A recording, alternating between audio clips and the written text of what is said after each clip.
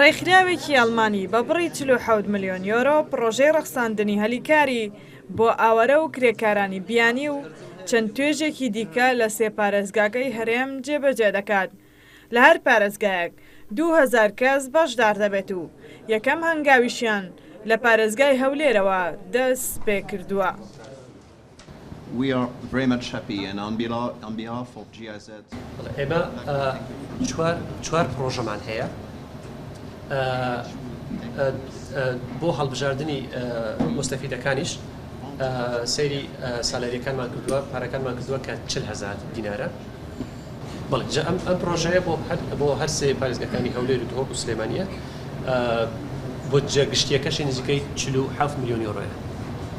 Host communities, IDPs and refugees. ئامانجی پرۆژەکە ڕەخساندنی 50,000 هەلیکارە جگەلەوەش هاوکاری مادی 5,000 خێزان دەکرێت کە بژێویان خراپە. پارێزگاری هەولێریش دەڵێت ئەو پرۆژەیە لە سەرەتای مانگی داهات و دەست پێ دەکات و بۆ ماوەی 3 مانگ بەردەوام دەبێت.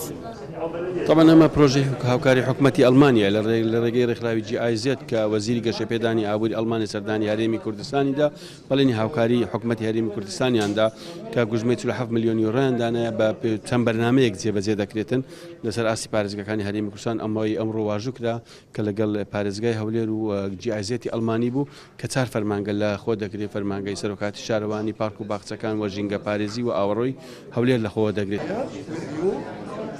بێگومان هەوڵ دەدرێت زۆرترین کەس سوودمەند بێت لەوە مەرجەکانەوەی لە هەر خێزانێک کەس بتوانین بشارەکە بکات بۆی زۆرترین خێزان بەردەوام بێت هەروە ماوەکەش لە 40 ڕۆژ تێنەپەڕێت. بێگومان کە دوای تەوابوون ئەم گرێبەستە بەڵێنیان داوە بەردەوام بن لەگەڵمان و گرێبەستی تریت و کاری تریش جێبەجێ بکەن. لە سەرتاسەری هەرێمدا 15,000 کەس لە پرۆژەکەدا سودمەند دەبێت و لە هەر ماڵێک کەسێک دەتوانێت بەشدار بێت. شارەوانی هەولێر سەرپەرشتی پرۆژەکە دەکات و ڕۆژانە 2000 کرێکار لە هەردوو ڕەگەز دەتوانن لەم پرۆژەیەدا کار بکەن. هەر کرێکارێک بۆ ماوەی 40 ڕۆژ کار لەم پرۆژەیەدا دەکات و دوای ئەوەش کەسانی دیکە هەلیکاریان لە پرۆژەکەدا بۆ دەڕەخسێنرێت تا 3 مانگەکە تەواو دەبێت. ڕێناس عەلیێن، ئارتی هەولێر.